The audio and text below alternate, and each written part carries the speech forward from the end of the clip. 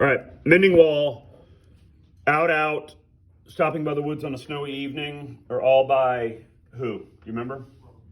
Robert Frost, exactly. Frost wrote these poems about New England. And when we get around to talking about his biography, I mentioned that he's the sort of the patron saint of New England. Now, the first one, Mending Wall, I'll tell you some of the lines I liked in that one. There's two lines in the poem that are mentioned twice. One, the cliche or the saying that the neighbor says kind of over and over again without really thinking about it. He says, good fences make good neighbors. And that's what inspires the poet to go, what? Why? Why does it make good neighbors? And question him because he's so very stubborn, the neighbor. He also, you might remember, says something along the lines of, why do we even need a fence? Isn't it where there's cows that you need a fence?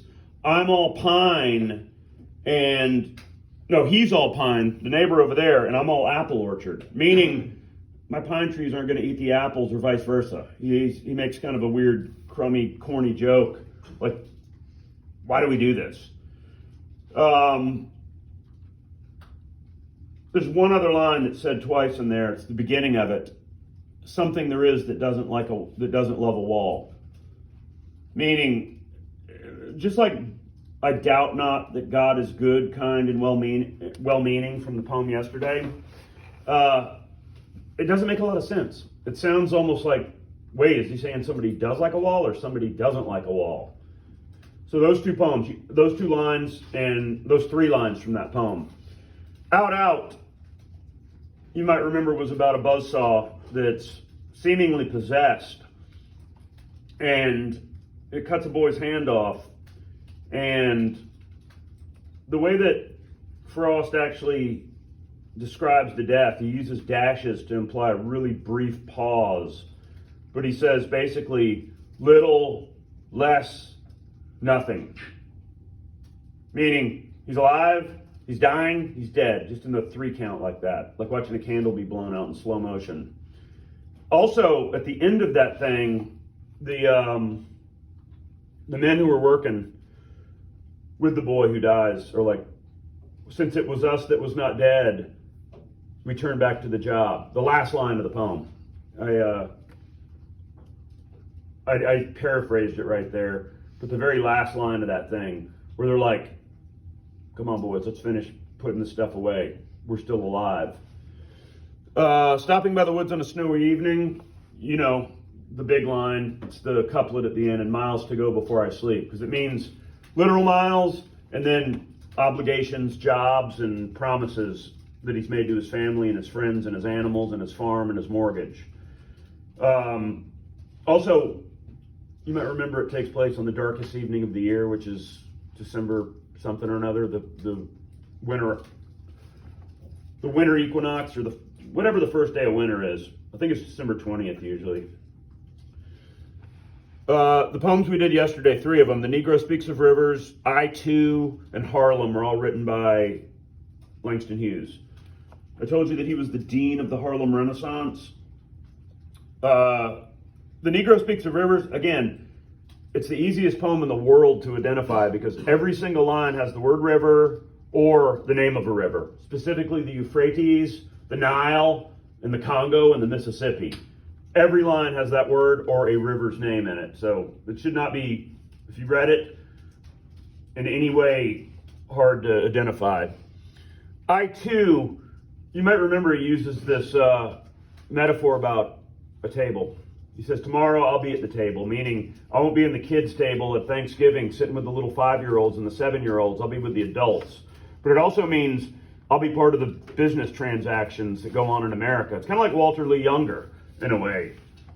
In 1955, when he's driving a limo, he's not at the table. But maybe if he was born a generation later, maybe if he was Travis's son, his own grandson, he'd be at the table. Harlem, again, every line of the poem is something that gets destroyed if the dream is not acted on. It dries up, it rots, it crusts over, it explodes, it sags. Any word that implies the destruction of something, easy to identify. Yet Do I Marvel was written by Countee Cullen, an African-American poet who participated in the Harlem Renaissance. It's a sonnet, and there's a couple of lines in it that I mentioned. One, the beginning line, he says, "I doubt not God is good, well-meaning, kind." And again, the reason he mentions it that, or says it that way, is because he does want to instill doubt in the reader's mind. Like, wait, is God good and meaning, well-meaning and kind, or does he doubt that he is? It's kind of confusing because he uses a double negative there. He also, in that same one, talks about a bunch of mysteries that he'd like to ask God if he got the chance. One was if merely brute caprice doomed Sisyphus. Meaning, did God, in this case Zeus, because it's a Greek story, a mythology story, did God just go like, make him suffer for eternity? Make him push a boulder up a cliff and then have it roll down on his face every day. Just like one day woke up feeling crabby and did that.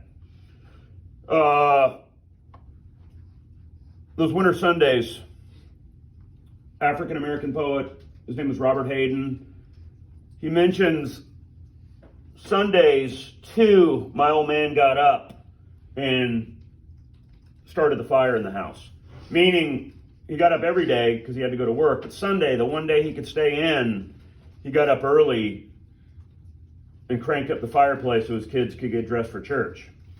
He also, at the very end of that, he says, it's a poem about regret, I think. What did I know of love's austere and lonely offices? Meaning, the love between father and son is more like sort of a business deal. Like, I'm the dad, I've got to do these things. I don't have time to go play catch, but I'll make sure your shoes are shined and the fireplace is roaring so you don't look like, so you're not cold in church and you don't look like a bum. An arrow fell in the grass and I heard a fly buzz when I died. Both Emily Dickinson, a hermit from Massachusetts, who used odd dashes to imply pause and random capitalization. Very random capitalization. In the first one, I heard a fly buzz when I died. Let's see. I think I've got... There's a...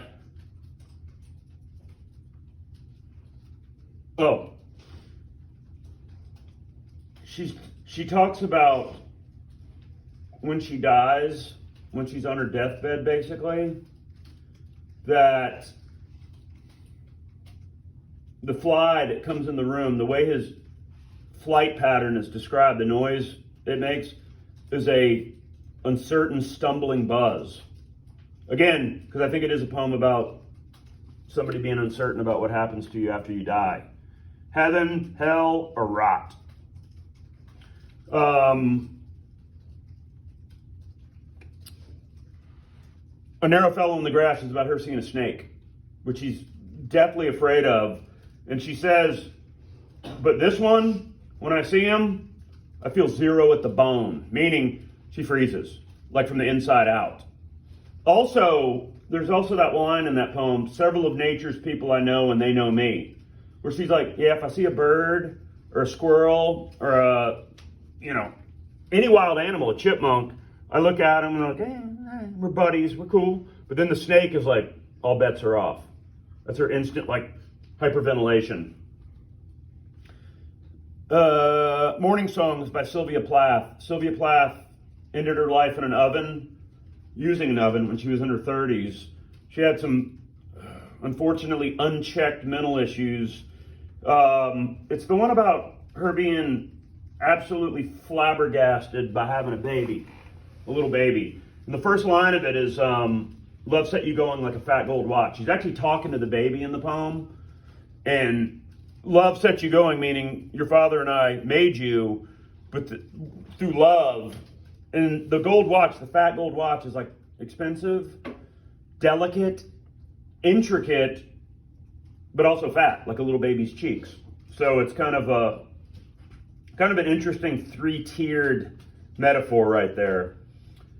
At the end, the actual morning song is when the baby makes its first little sort of unchecked noise. I mean, the first noise it makes is when it cries when the doctor slaps him on the baby on the heels when it's born to get it breathing right. But then it's like, it makes little baby noises, and she describes it as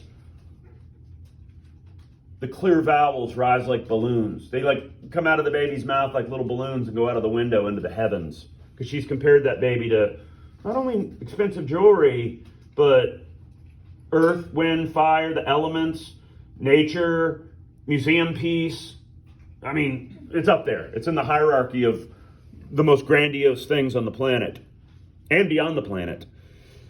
Where are we? Dulce et Decorum Est, a World War I anti-war poem written by Wilfred Owen. I use Wilfred Owen in the definition of irony because he wrote a poem about dying in the trenches, seeing a friend die in the trenches of World War I, and he died that same way, not long after.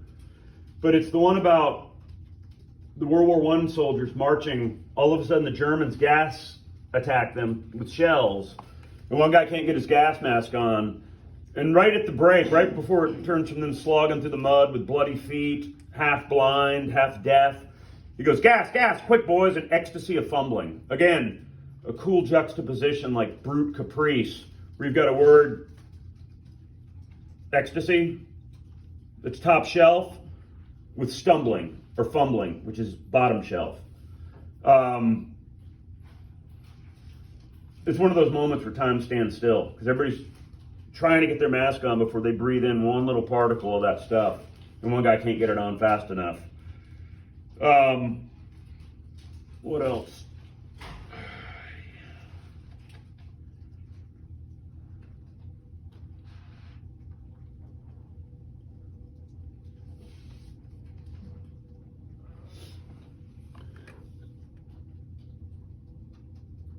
You know, of course, Dulce et Decorum means how sweet and how fitting it is to die for one's country. That's the old lie he talks about. That's the last line of that poem. He's like, a recruiting officer might tell you that, but in real life, it's absolutely horrible if you saw what I just saw, meaning them throwing that dead guy in the back of a wagon. Death of a Ball Turret Gunner. Very short poem about World War II, written by a man named Randall Jarrell, and it's about a guy who's sitting in a turret underneath a B-17, a little plexiglass bubble with a 50 caliber machine gun. And at the beginning, he feels really secure, and his fur is wet because he's got one of those Shots aviator jackets on with a big giant fur collar. And then at the end, it ends really abruptly. And they took me out of the turret with a hose, meaning he'd been destroyed, literally reduced to gazpacho, and they had to spray him out with a high pressure hose because his body was so destroyed. Definitely an anti-war poem, just like the one before it. Oh, one other line in that thing I might use. I can't remember if I do or not. I fell into the state, he says. That's when he's asleep, but then he wakes up and he's like, I'm in the middle of a battle. Facing It is about the Vietnam Veterans Memorial Wall in Washington, D.C. It's about a veteran, an African-American veteran named Yusef Kuminyaka. Maybe 15 years after he's done being a soldier in the jungle, he goes to visit it. And he says something along the lines, actually he says specifically, I touched the name Andrew Johnson and I pictured the blast. He puts his hand on a guy named Andrew Johnson's name on the wall, and he can picture him dying because he knew the guy. He also says something along the lines of, actually in the poem itself, there's a mention of the 58,022 names that are listed on the wall. He mentions that number of dead, missing in action that are on that wall. What else does he say in that poem? Oh, also, that I definitively think that is a poem about PTSD. It's about him having, because he has a couple flashbacks. One, he sees a plane leaving the DC airport and he thinks it's a helicopter, And then he sees a lady doing this to her kid's hair, and she thinks it's some lady who's trying to wipe a name off the wall because she's in disbelief that they're dead. Barbie Doll is written by Marge Piercy. It's about a little girl who somebody walks by her and says something to her. First off, she's born normal. It begins, the girl child was born as usual.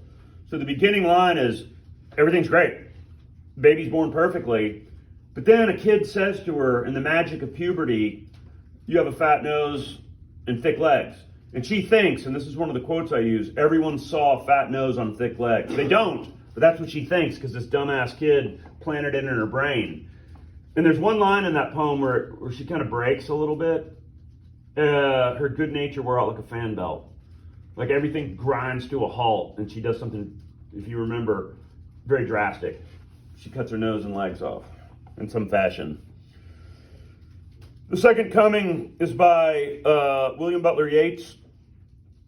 I don't have Leda and the Swan on this list, but don't worry about that one. I don't think I have anything from Leda and the Swan on this test. I might though. Give me a few seconds but for this one, for Second Coming, remember it was a very apocalyptic poem about all the mayhem and chaos that was going on in Europe at the beginning of the 20th century.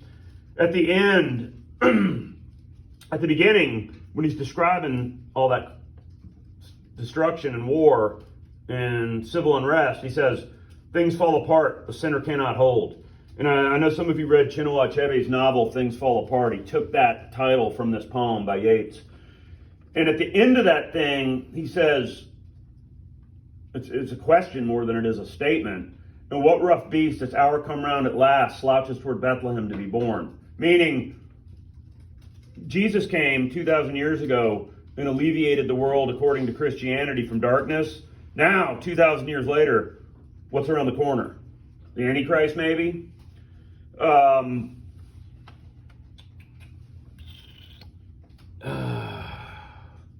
don't have anything from Leda and the Swan on there. If I do, it's simply that it's a sonnet about the Trojan War. The Red Wheelbarrow, very short poem, written by William Carlos Williams. He was a pediatrician from New Jersey. And it was a poem that kind of introduced the world to modern poetry. Meaning, it wasn't long, it wasn't a long elegy or a ballad, it was just short, 3 lines. Red Wheelbarrow, white chickens, glazed with rainwater. That's it. That's the entirety of the poem. And I will mention this because I think I have this on the test. He wrote it about what he might need to help a little girl who was dying in a patient doctor visit, a home visit on a farm. He thought, I can use the rain to cool her down, the chickens to feed her, and the wheelbarrow to transport her if necessary. But yeah, it's considered by many to be the first modern poem. Death Be Not Proud is a sonnet by John Donne written in the 1670s. He uses apostrophe, meaning he speaks directly to death. And he says some stuff about death that's very insulting. I'll give you a couple examples of what he says. One, he talks about who death hangs out with. It's a list of, like, the most vile things that one can imagine on the planet. But at the end, he says, doesn't matter. One short sleep past, we wake eternally. So all the insults he was doing to death were because he was a former lawyer who became a minister, and he knows he's going to be saved. He knows he's going to go to heaven at the end of days, and he'll have eternal rest. But in the midst of the poem, he says something along the lines of, you dwell with fate, chance, war, and king. Well, let me look it up. Give me 2 seconds.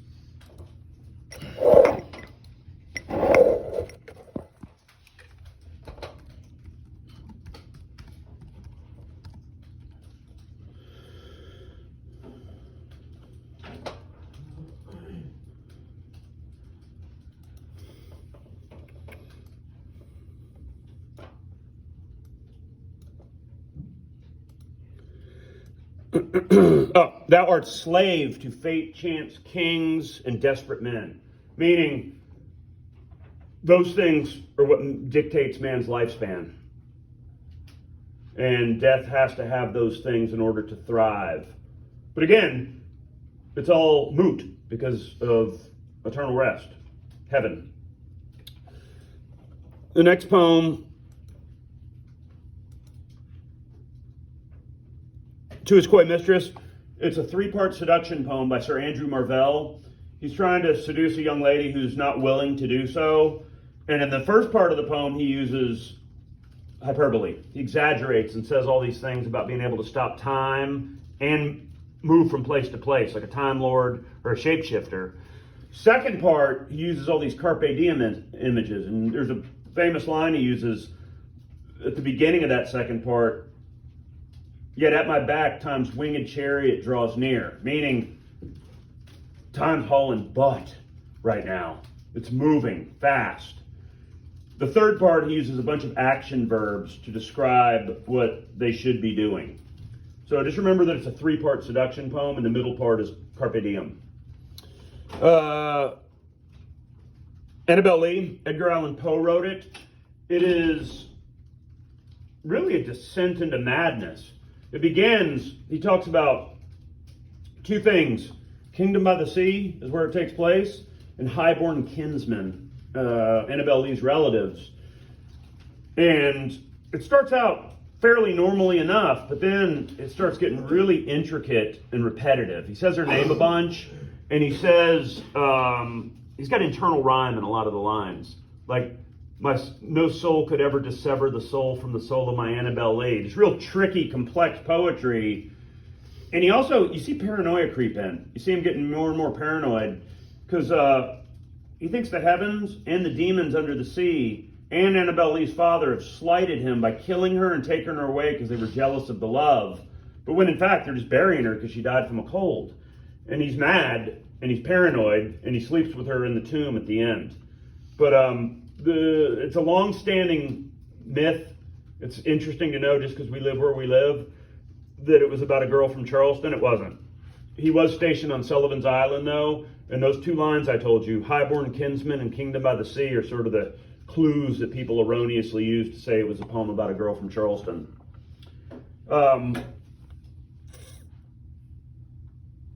Sonnet. Billy Collins wrote it. He makes fun of all the different devices that have to go into a sonnet. And he mentions, I don't remember the count, but nearly of the 14 lines, 9 of the lines he uses the line number in it. He says, well, 14 now, well, 13 now, 12 to go. He talks about if it was, unless you get Elizabethan and insist the iambic bongos must be played. And by mentioning that, by mocking iambic pentameter with that line, he doesn't use iambic pentameter, nor does he use a rhyme scheme in his thing. But it's a cool poem. It's a satirical poem about the complexities of writing a sonnet. The Leap, James Dickey, he taught at the University of South Carolina. He wrote a famous novel called Deliverance, and was apparently kind of a hard person to work with. But Dickey's poem is about, he remembers a girl who he went to school with in 7th grade who was very fast. Her name was Jane McNaughton. He reads an article about her leaping from a building and ending her life. And there's 2 lines. He says to see if she could reach it. Because at the dance they have for their dance class, he makes this construction paper wreath. She walks in and jumps up and tags it like this, to see if she could reach it. She could, and reach me now as well, hanging in my mind. So she's like suspended as a 7th grader, very athletically hanging in his mind. There's another line, too, where he says, Jane, stay where you are in my first mind. Meaning, don't grow up, don't get jaded, don't commit suicide because you got used and abused by someone. It's a very innocent poem, but it's a dark poem too. But I think it's about him remembering her. I'm visited by an editor and a poet. 2 things. Charles Bukowski wrote it, and he says, I told them about the stockyards and the slaughterhouse and the racetracks, because it's a poem about him not selling out and writing about elevated topics. He writes about scuzzy stuff because he was kind of a scumbag. And it's the only poem that we looked at where the author mentions his own name. Digging, Seamus Haney wrote it. He's an Irishman. He pays tribute to his dad and his granddad for planting potatoes. In fact, when he talks about his granddad, he says, by God, the old man could handle a spade just like his old man. So his dad picked the potatoes. The granddad laid the sod from which the potatoes grew. So it was a very long-standing endeavor to get this produce for the family to eat. Jabberwocky, a poem with made-up words, portmanteau words. Portmanteau. Take one word, slimy, another word, life, put them in the suitcase, shut it, open it, and you've got a new word, slithy. I think I used from that poem, he took his vorpal sword in hand. It's the weapon that the kid uses to slay the Jabberwock. And also, Gyron Gimble, which is my example of alliteration. It's just in the first stanza. Let's put it this way. If you see a word that doesn't exist in the dictionary outside of Alice in Wonderland, that's the poem. So, let me look real quick. See if there's anything funky that I missed in regards to that. Oh, back to those winter Sundays. Do you remember how the poet describes the cold of the morning? He calls it blue-black. It's called synesthesia, where you use one sense to describe the other. He uses color to describe touch.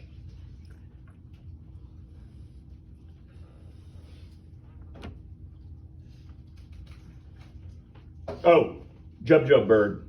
Remember that? That was one of the other creatures that he's warned about. One other thing.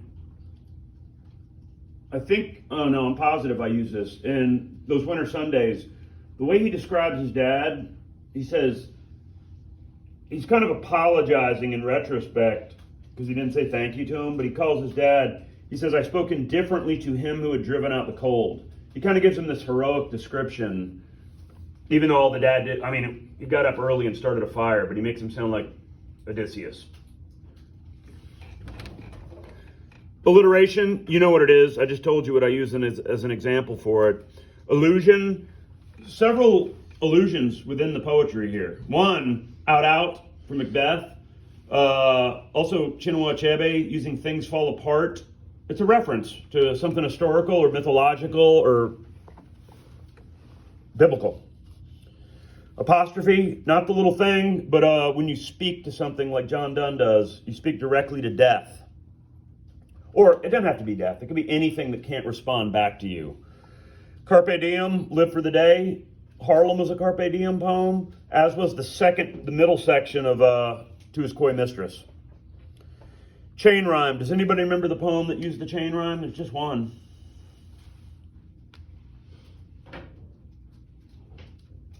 Anybody?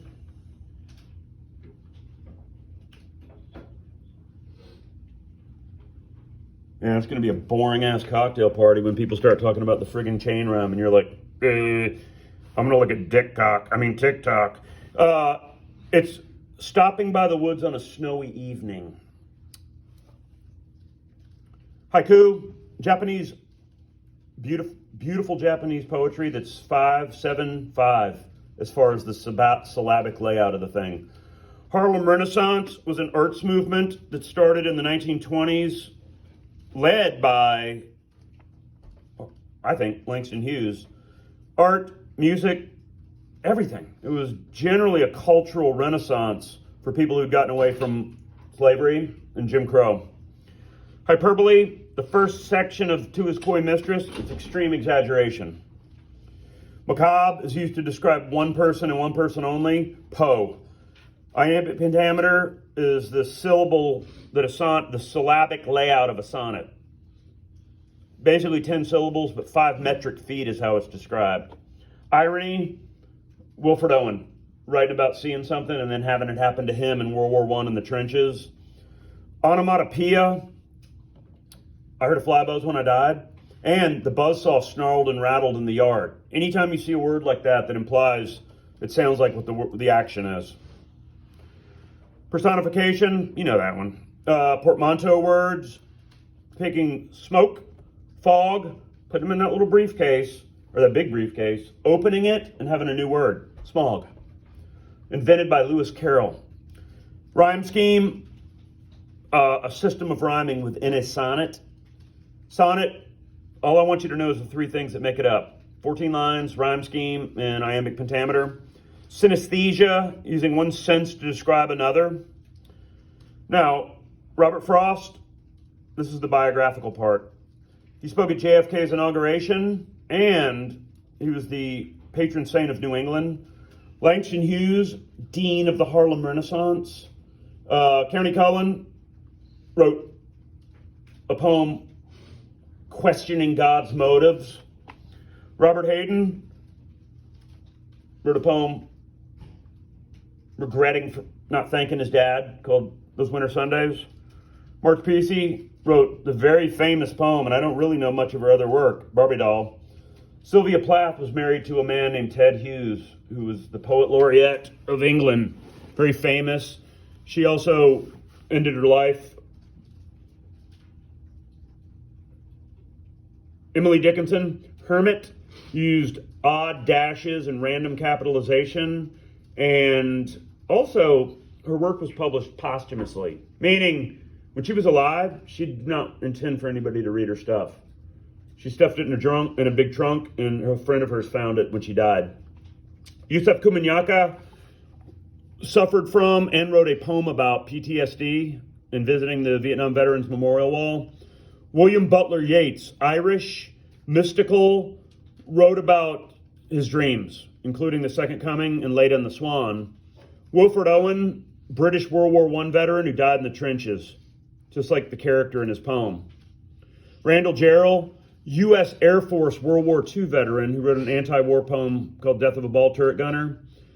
John Donne was a lawyer, then became a priest. And you see both of those sides of the man's brain in Death Be Not Proud.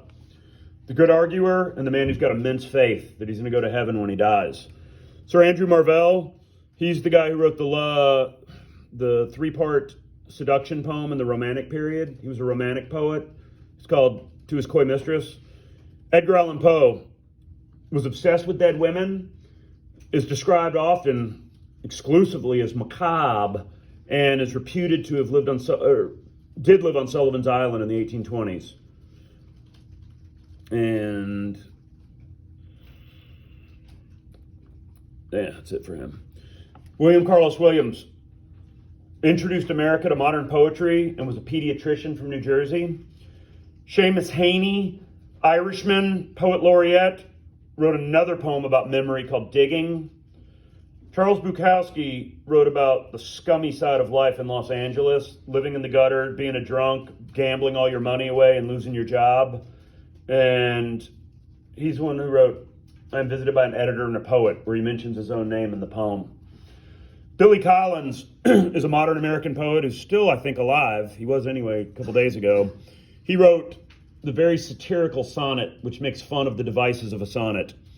James Dickey taught at USC, wrote Deliverance, the novel, which became a famous movie in the 70s, and wrote the poem about memory called The Leap. And then Lewis Carroll invented not only Alice in Wonderland, but Humpty Dumpty, and I almost said the Humpty Dance. That was years later. But Lewis Carroll also invented portmanteau words. And by the way, I know I said this, but Lewis Carroll's Alice in Wonderland is a major scathing allegory about all the things he was mad about in British politics and society, like the Mad Hatter and the Queen off with their heads. That's it. I'll basically 100 questions out of that.